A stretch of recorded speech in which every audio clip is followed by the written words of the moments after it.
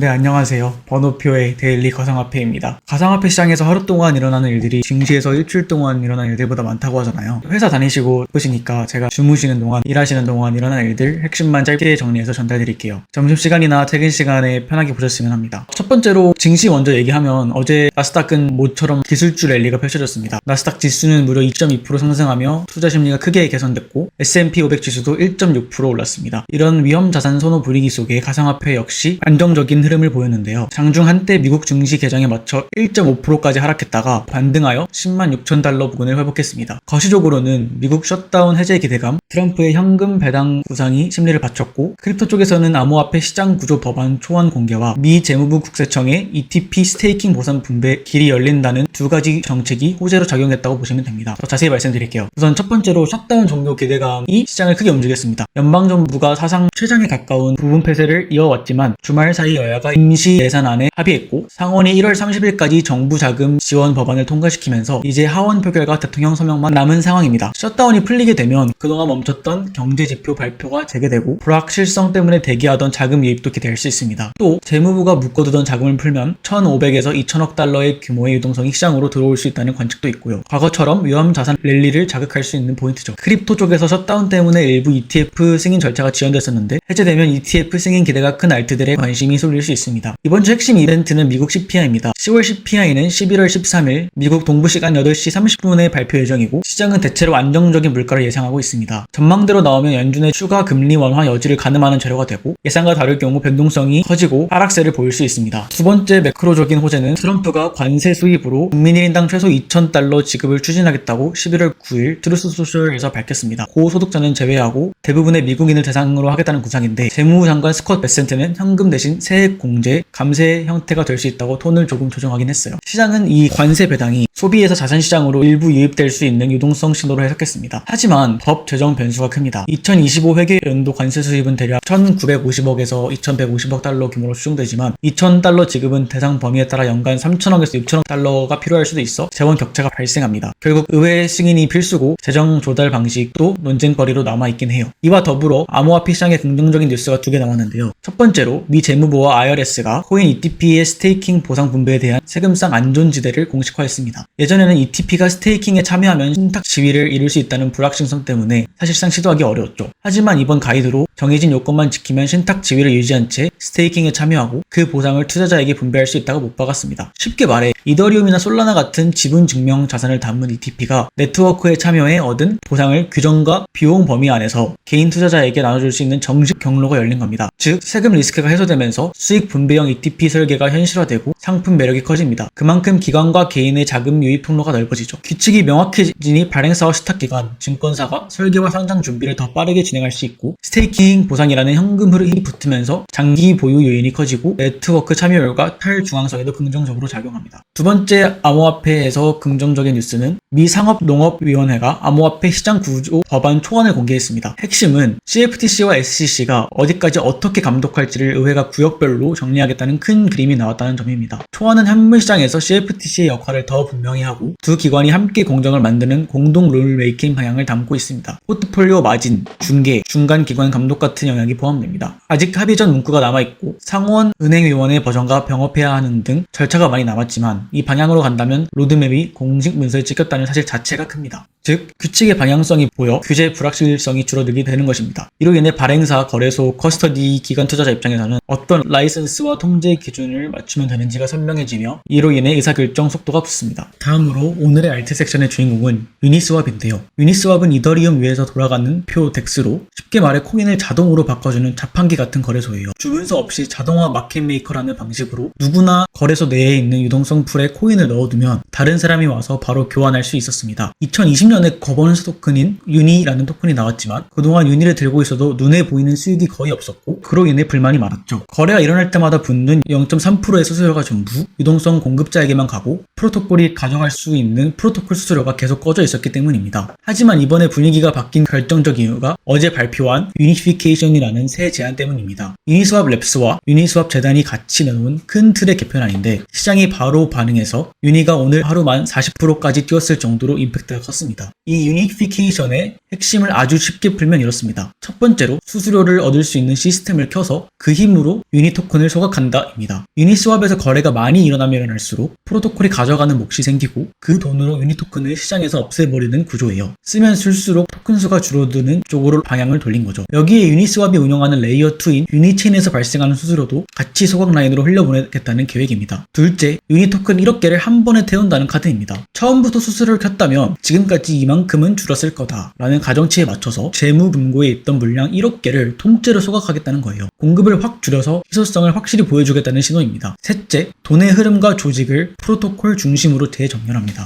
유니스왑의 웹 인터페이스, 지갑, API 같은 제품에서 생기던 랩스의 수수료는 더 이상 랩스가 가져가지 않고 프로토콜로 돌린다는 방침이고 그에 맞춰 재단과 랩스도 한때 묶어 한 방향으로 가속하겠다는 거예요. 즉 우리가 벌던 것도 포기하고 전부 프로토콜 성장에 몰아주겠다라는 메시지를 시장에 더욱더 강하게 받아들였습니다. 이러한 파격적인 제안은 그동안 수명 아래에 있던 규제 이슈가 완화된 시점에 나왔다는 점도 주목돼요. 유니스왑 측은 사실 미국 SEC 등 당국의 입장 때문에 프로토콜 수수료를 선뜻 도입하지 못했다고 밝혀왔는데요. 실제로 유니 토큰 출시 이후 5년간 유니스왑 랩스는 법적 환경 때문에 토큰 가치 제고에 적극 나설 수 없었다는 입장이었습니다. 그런데 최근 규제 분위기가 우호적으로 바뀌고 있는 만큼 이제는 더 미룰 이유가 없다며 본격적으로 토큰 경제 활성화 카드를 꺼내든 것입니다. 정리하자면 유니스왑의 유니피케이션은 사용량이 늘수록 공급이 줄어드는 토크노믹스를 전면에 세우고 제품 수입까지 프로토콜에 계속시키며 조직까지 하나로 묶어 성장 엔진을 프로토콜 중심으로 재정렬하겠다는 플랜입니다. 거버넌스 통과와 세부 적용 범위, 속도, 그리고 유동성 공급자의 수익성 변화에 대한 시장의 반응은 앞으로 단계별로 확인해야겠지만 이번 제안이 통과된다면 그동안 거버넌스 용도에 머물렀던 유니의 가치 서사가 근본적으로 달라질 가능성이 커요. 마지막 세 번째 섹션은 그 외 뉴스 속보들인데요. 첫 번째로 샤프링크의 이더리움 매도설 소동이 있었습니다. 어제 샤프링크 게이밍이 보유 중이던 이더리움을 대량 거래소로 옮겨졌다는 추측이 나와 시장을 놀라게 했지만 이는 오인된 퍼드로 변명되었습니다. 온체인 데이터 플랫폼인 아캄이 잘못 태그한 지갑 주소 때문에 샤프링크가 4,364개의 이더리움을 OKX 거래소로 보낸 것처럼 보였지만 샤프링크 측 CIO 매트 셰필드가 문제의 지갑은 우리가 무관한 지갑이다라고 해명했습니다. 결국 샤프링크의 대량 매도설은 해프닝으로 끝났고 실제로 이더 가격은 큰 흔들림 없이 24시간 동안 약 6% 정도 반등하기도 했습니다. 두 번째 뉴스는 기관의 이더리움 저가 매수가 계속되고 있다는 건데요. 유명 스트래티지스트 톰리가 이끄는 디지털 자산 투자 회사 비트마인이 이더리움 저가 매수를 이어나갔습니다. 비트마인은 지난주 약 11만 280개 이더리움을 추가 매입해 총 보유량을 350만 이더리움 이상으로 늘렸는데요. 이는 전체 이더 공급량의 약 2.9%에 해당하는 물량입니다. 이번 매수로 비트마인은 현금 보유액도 약 3.98억 달러로 늘려 추가 매입 여력도 확보했다고 하네요. 톰리가 처음 밝혔던 이더 전체 공급량의 5%를 보유하는 것까지 얼마 남지 않은 모양이네요. 세 번째 뉴스는 바이비트가 코빗 인수를 추진하고 있다는 설입니다. 글로벌 2위 규모의 암호화폐 파생상품 거래소 바이비트가 국내 거래소 코빗을 인수할 움직임을 보이고 있습니다. 한국 매일경제 보도로는 바이비트 경영진이 최근 코빗 측과 만나 인수 절차를 타진하기 시작했다고 하는데요. 코빗은 2013년 설립된 한국 4대 원화 거래소 중 하나로 현재 넥슨 지주사 NXC가 지분 60%가량을 보유하고 있습니다. 이에 대해 바이비트 대변인은 해당 루머는 사실이 아니라고 부인했지만 업계에서는 바이낸스의 고팍스 인수에 이어 외국 거래소의 한국 시장 진출 러시가 가속화되는 징후로 주목하고 있습니다. 네, 이렇게 오늘 영상에서는 나스닥과 비트코인 시장 동향부터 알트코인 유니스왑의 급등 이슈까지 살펴보았습니다. 더 자세한 내용이 궁금하신 분들은 각 주제별 출처 링크를 함께 첨부해두었으니 참고하시길 바랍니다. 이번 주에는 특히 미국의 물가 지표 발표 및 셧다운 해제 등으로 시장 변동성에 유의하시길 바라겠습니다.